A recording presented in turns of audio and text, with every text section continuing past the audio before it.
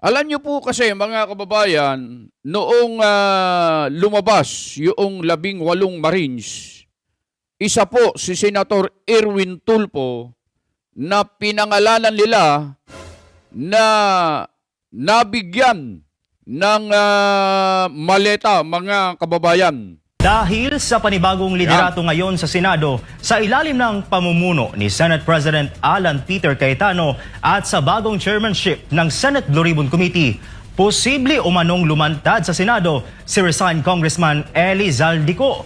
Ayon ito sa isang konsehal ng Quezon City. Kapag narinig mo ang salitang buhaya at affected ka, malamang sa malamang, isa kang ang buhaya.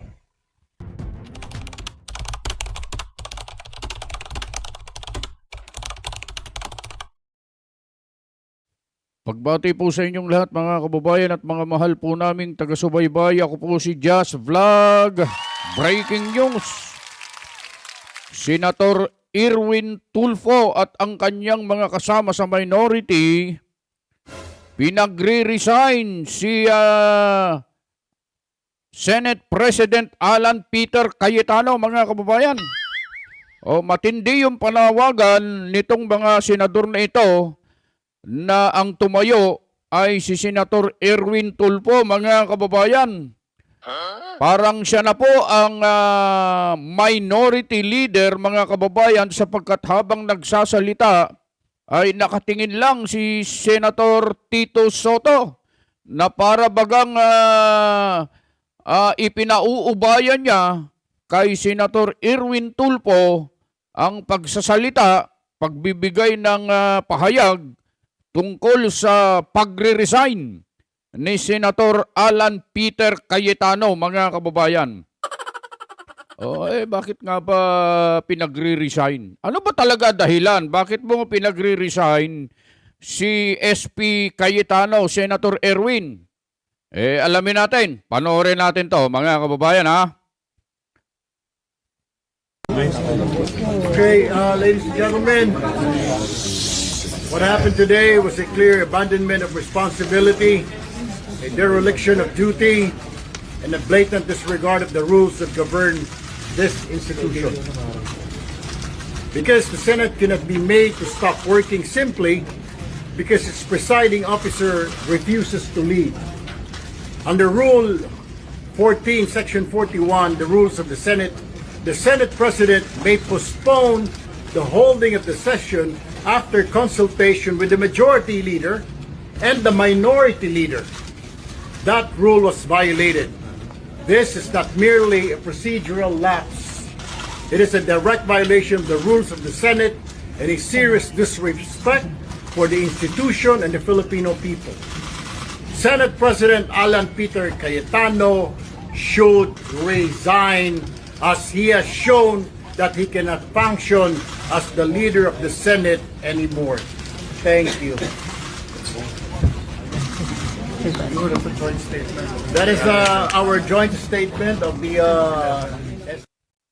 Ayan mga kababayan, ha?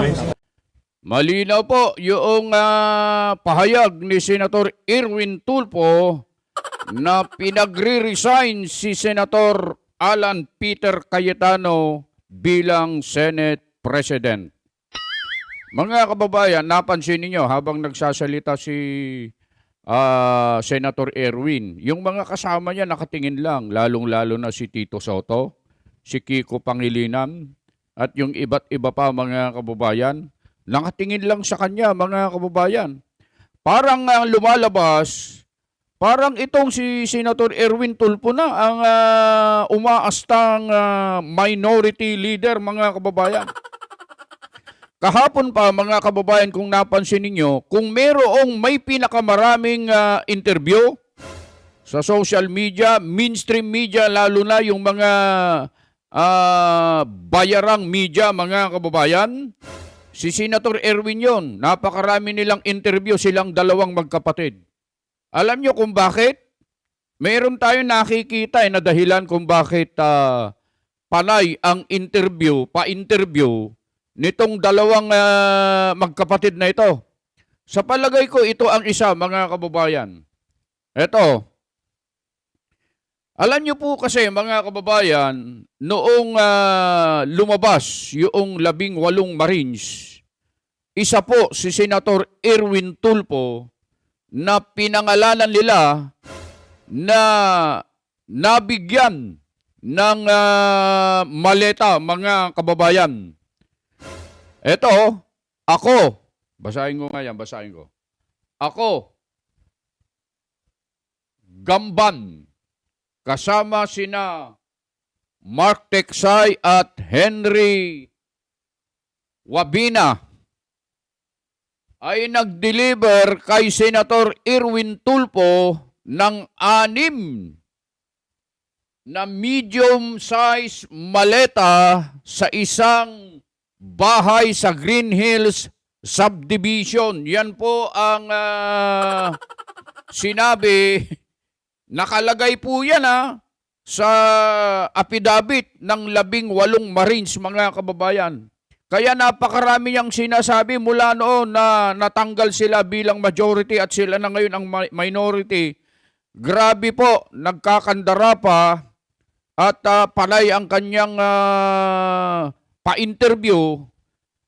Ang alam ko at alam namin na isa sa mga dahilan, ito po mga kababayan, talagang gusto nilang mabawi yung liderato sa Senado nitong mga minority ngayon para mapunta sa kanila ang majority at hindi matuloy ang pagdinig dyan sa Blue Ribbon, mga kababayan. Alam nyo mga kababayan, bukod doon sa papreskon nitong mga minority sa pangunguna ni Senator Erwin Tulfo na ipinananawagan ang pagre-resign ni Senator Alan Peter Cayetano bilang Senate President, meron pa siyang pa-interview, mga kababayan. Batay din sa mga nakasaksi, mga kababayan, siya pa raw ang nagtatawag ng mag-i-interview sa kanya para lang sa ganun ay makapagsalita siya at masabi niya sa madlang people ang gusto niyang sabihin. Katulad nito, mga kababayan, dahil sa kahapon po kasi kung napanood nyo yung video natin tungkol dun sa live ni SP Cayetano, nagsalita din itong si Senator Erwin Tulfo, mga kababayan. Sinagot niya yung mga sinabi ni Senator Alan Peter Cayetano. Ano ba yan? Sinasabi niya, Kajas, eto panoorin natin. Pwede siguro, pero sa tingin ko ngayon, lalo kay Senator Alan Cayetano, palakulin mo man yung mukha nun, baka tatalbog lang mo yung palakol. Matindi palakulin mo man yung mukha nun, baka tatalbog din yung palakol. Ganun katindi itong banat ni parang lumalabas na yung mga tirada niya dati kina Senator Kiko Pangilinan at kay Senator Risa Hontiveros, mga kababayan. Lumalabas na yung kanyang mga tirada dun sa kanyang programa. Mga kababayan, tuloy natin That's just my opinion, no. Hindi naman nung kabastusan, sorry po, pardon my French, pero yung sinasabi ko, sa sobrang kapal na ng mukha niya, ayaw niya mag-attend. 2 days na, ang nagsasuffer po yung taong bayan. That is the problem here. Kaya nga po, panawagan ko sa kanya, parang ng concern na concern talaga sa taong bayan, mga kababayan. Ang nagsasuffer daw, taong bayan. Akala mo naman, totoong nag-aalala sa kalagayan ng taong bayan. Kung talagang nag-aalala ka sa taong bayan, Senator Erwin, bakit wala ka man lang sinasabi tungkol sa flood control? Mamaya malalaman natin, tuloy natin. I'm sure he's watching, and I'm sure magla-live na naman siya mamaya dahil vlogger na po yata si Senator Cayetano. SP Cayetano, parang awa mo na, pumasok ka na bukas, 10 ng iyong mga kasamahan para magkaroon po tayo ng core. Nagmamakaawa, mga kababayan, na pumasok na si Senator Alan Peter Cayetano at ang kanyang mga kasamahan. Bakit kayo nagmamakaawa? Samantalang nung gusto nila makipagdebate sa inyo, pag-usapan yung mga usapin, nag-walk out kayo. Ngayon, pinipilit nyo sila na pumasok, pumunta sa Senado para pag-usapan yung mga gusto nyong pag-usapan. Ganun ba talaga ang layunin po ninyo, Senator Erwin? O ang layunin nyo ay pumasok sila lahat para lang sa ganun ay magkaroon kayo ng pagkakataon, tsansa na maagaw nyo ang liderato at makuha nyo ang majority para maharang at matigil ang pagdinig dyan sa Blue Ribbon tungkol sa flood control scandal. Baka yun ang diskarte nyo, mga kababayan. Nagbabakaawa na po ngayon samantalang pa-walk out po kayo nung isang araw, mga kababayan, ha? Tuloy natin. Bago man lamang tayo magsinadihan, ipakita po natin sa mga kababayan natin na mga senador tayo, professionals po tayo, wala po tayong tinatago, hindi Wala daw tayong itinatago, mga kababayan. Nakita nyo po yung nasa screen na yan. Magkakaalaman po yan pagka nagkaroon na po ng Blue Ribbon hearing bukas, mga kababayan. Malalaman natin kung wala nga bang itinatago ang mga senador. Tuloy natin. po tayo nagtatrabaho dito para sa ating mga sarili, para sa pamilya, para sa business interest ng ating pamilya, para sa grupo, political party, o para sa isang tao. Now, we're here to work for the entire nation. Kahit na po ikaw ay Duterte supporter, Marcos supporter, kung wala kang sinusuportahan, magtrabaho po tayo, gumawa tayo ng mga panukalang batas, let us pass laws for the good of everyone. Tungkol naman dun sa Senate Blue Ribbon Subcommittee, sabi Yan, ni SP Cayetano, tuloy na tuloy ang pagdinig nila kahit wala pang minority representation. Pero pwede raw dumalo ang minority bloc doon. Ano po ang inyong reaksyon dito? Wala, latameme, hindi makasagot, mga kababayan. Pag ang pinag-uusapan, Blue Ribbon, pag ang pinag-uusapan, flood control, pag ang pinag-uusapan, iskandalo, pagnanakaw sa kaban ng bayan, hindi makasagot si Senator Erwin Tulfo, mga kababayan. Ganun ba talaga ang naglilingkod sa sambayan ng Pilipino? Ganito ba ang senador na walang itinatago, mga kababayan? Wala po kaming pakialam doon, di gustuhon niya. Wala daw silang pakialam, mga kababayan. Yan ang sabi niya. Ibig sabihin, mga kababayan, dito pa lang, mga kababayan, sa pagkakataong ito, malalaman na natin yung totoo Sabi niya kanina, talagang makikita mo talaga yung niya, para talagang concern sa sambayan ng Pilipino. Dapat daw maglingkod sa ating mga kababayan, magtrabaho. Pero kapag ang pinag-uusapan, flood control, Blue Ribbon, wala na siyang pakialam, mga kababayan. Sige po, hindi po namin haharangin. Kung gusto nila magkaroon ng committee hearing po, subcommittee, yung Blue Ribbon, okay lang po yun. Napuna lang po kasi namin na bago ka magkaroon ng subcommittee, dapat po muna, i-create mo muna yung committee. Naka-create na Senator Erwin naglagay na nga ng chairperson si Senator Pia Cayetano, na-create na. Bakit nyo ba kinu-question? Hindi po nakikreate po yung mother committee. Well, na-create na nga. Na-create na nga Si Senador Pia Cayetano nga Ayan. po. Dapat po siya po, dadalhin po sa floor yun para aprubahan po ng lahat na magagawa tayo ng subcommittee. Ganun po yun ang proseso. Hindi po yung rekta na lang. Pero okay pa rin. Alam mo, Senator Erwin, nasa rules po ng Senado yan. Section 20. 20 ba yun? Pakibasa nyo na lang, mga kababayan. Pero nandun yun. Itong si Senator Erwin Tulfo, pakinggan natin tuloy pa natin. Ano yun sa amin? Napag-usapan namin sa minority. Sige po, mag-subcommittee po kayo. Kung mag-iimbita kayo, sasama ho kami. Kung may invitation po kami. Wala pa naman ho kami natatanggap na invitation na... Wala. Baka hindi kayo imbitahan kasi lalo lang gugulo o lalo lang magkakaroon ng hindi magandang pagdinig siguro pag nandiyan kayo, Senator Erwin. Kaya mas mabuti siguro at minabuti ng mga majority na wag na lang po kayong imbitahan. Pwede po kami mag-attend sa Thursday ng subcommittee hearing po ng Blue Ribbon. Sa makatuwid, mga kababayan, tuloy na po talaga ang Blue Ribbon hearing sa Thursday. Bukas na po yan, mga kababayan.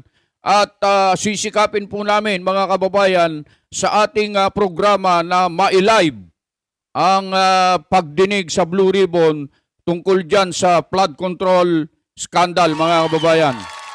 pwede pala yun, na hindi sila attend ng session, pero sa committee hearings, pwede sila umattend. Hindi ko nga maintindihan.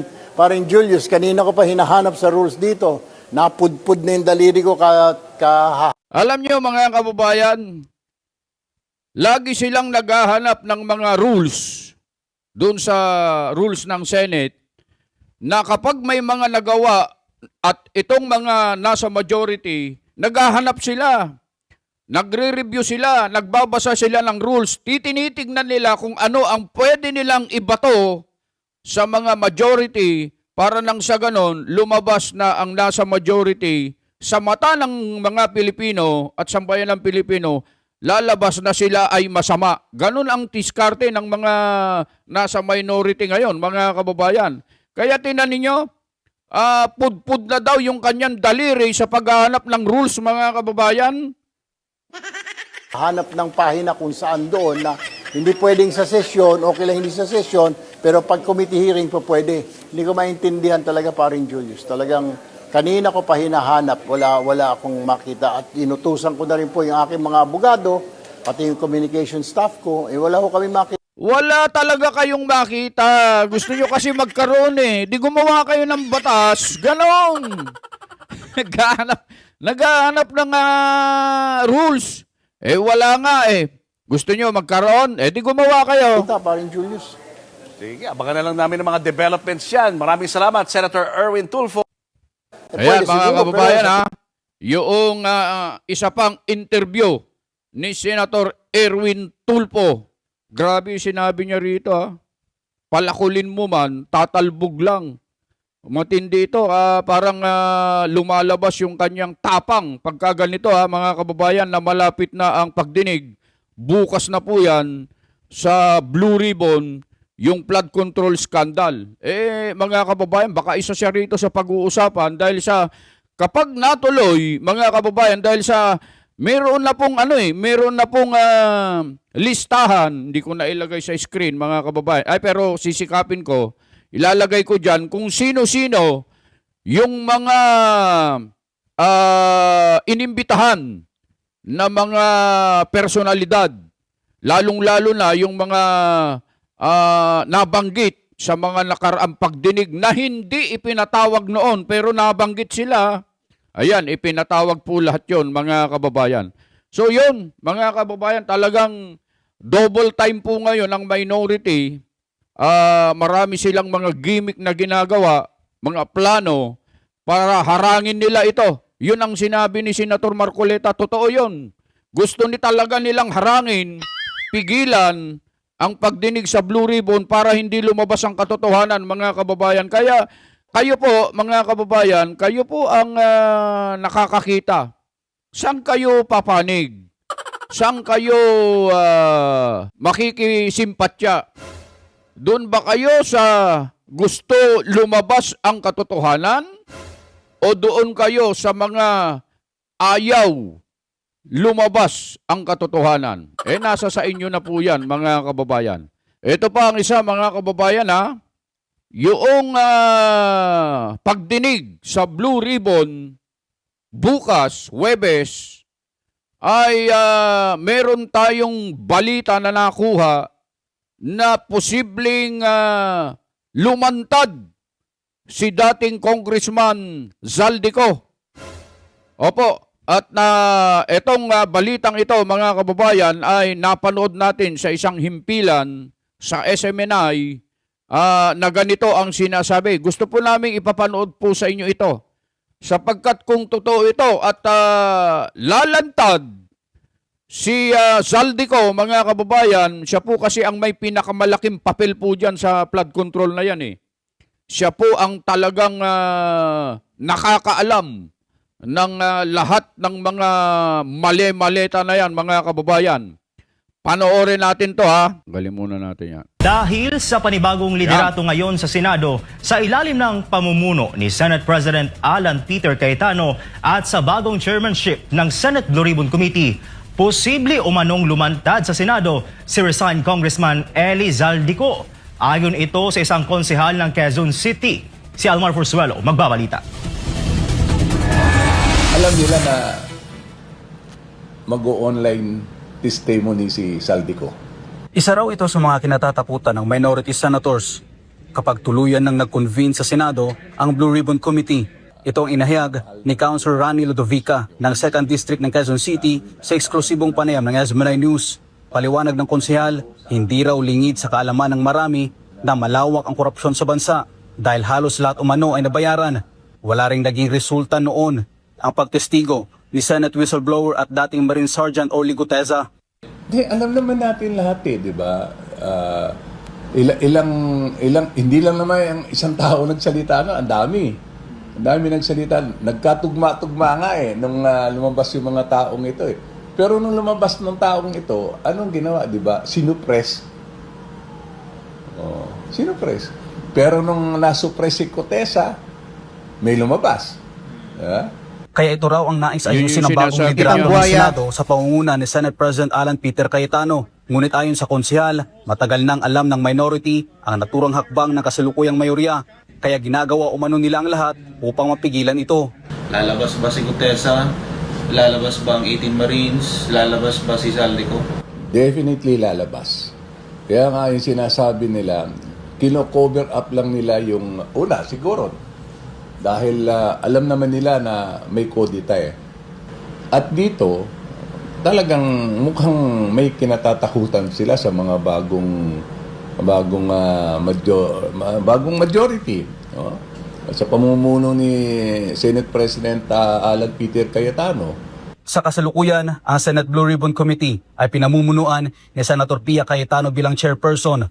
Nagsilbi namang vice chairpersons sina Senator Jingo Estrada at Senator Rodante Marcoleta. Kabilang naman sa mga miyembro sina Senator Chis Escudero, Senator Bongo, Senator Amy Marcos, Senator Robin Padilla at ang magkapatid na Villar. Kaya hindi na umano katakataka kung bakit inuusig ngayon ang liderato ni Cayetano sa Senado at sinampahan ng mga kaso ang ilang miyembro ng mayorya. Dito po, ganito na lang ka-massive ang manhunt at massive ng instant filing ng mga asunto ng mga senador na kasapi ng majority ngayon. Gusto talaga nilang madurog ang majority dahil pag wala na, mapailan yung iba, sila na ang majority. Yan ang sinasabi noon pa ng Senator Rodante Marcoleta, mga kababayan. Yung sinasabi ng taong ito, ganun din ang pagpapaliwanag ni Senator Rodante Marcoleta kung bakit gusto nilang maagaw ang majority. Gusto nilang bumalik sa kanila ang majority dahil dyan, mga kababayan. So talagang ginagawa nila ng paraan yun dahil ayaw nila na mabuksan ng Senate ang investigasyon, lalong-lalo na makonbin ang Blue Ribbon. Tungkol naman sa tanong kung may kumpas ba ni Pangulong Ferdinand Marcos Jr. ang mga nangyayari sa Senado, ito ang naging sagot ng konsehal. Lahat connivance to, conspiracy to. Kasi lahat ng senador na nasa lineup, si Joby Tiangco na nga rin mismo yung campaign manager nila na lahat ng na deliveran din nila ng campaign pa nila At yung testimony rin ng 18 bodyguard ni Saldico, mayroon ding testimony sila ron na si Senate President Soto na deliveran nila ng maleta. Ayan Pati si Soto, mga kababayan, ay tinan nyo kanina doon sa papreskon nila, si Soto, tameme. Kasi iniisip niya yan, mga kababayan. Posible na mabanggit siya sa pagdinig sa Blue Ribbon sa flood control scandal sa Huwebes. Kaya hindi talaga makaimik Totoo yung sinasabi ng mamang ito. Si Lacson, pati yung bakit ang ICC nakapasok sa atin dito. Alam yun, hindi lang katang isip ng 18 bodyguard, may paper trail yun. May CCTV doon sa opisina ni Saldico. Kung matatandaan sa paglutang ng 18 bodyguards si Saldico, binanggit nila na ilang senador sa minority ang umano na deliveran nila ng mga maleta ng pera. Ayon sa kanilang mga pahayag, kabilang din umano sa mga nadeliveran ng mga maleta ng pera sina Pangulong Ferdinand Marcos Jr. at former Speaker Martin Romualdez. Para sa Diyos sa Pilipinas, kung Mahal Almar Forsualo, SMNI News.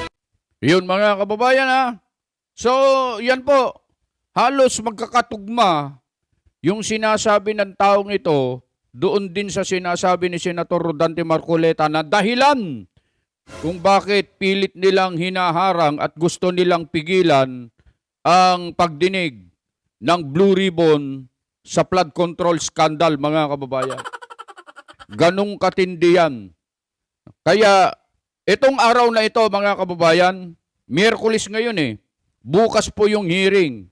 Maraming mangyayari dyan. Pagka maging mapagmatsyag kayo, mga kababayan, gagawa sila ng paraan para hindi magtuluyan. Pero kapag naitawid po ng majority ang pagdinig dyan sa Blue Ribbon tungkol dyan sa maanumalyang flood control na yan, mga kababayan po nating mga Pilipino ang makikinabang po dyan, mga kababayan.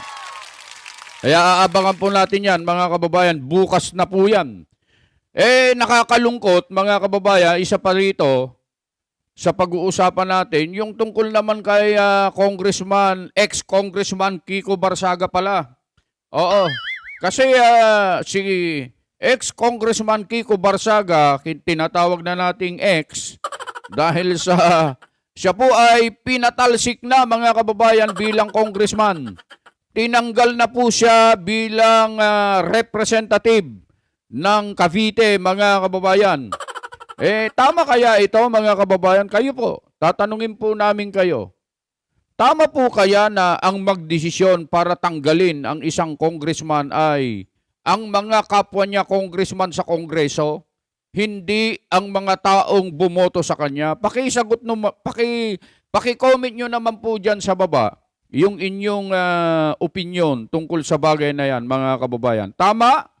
Tama kaya yung naging hakbang ng Kamara ng Kongreso na patalsikin siya, tanggalin siya bilang congressman? O ang mga tao lamang na bumoto sa kanya, sa kanyang nasasakupang lugar, sila lang ang pwedeng magtanggal sa kanya? Paki-comment naman po dyan sa baba, mga kababayan. Eto pa.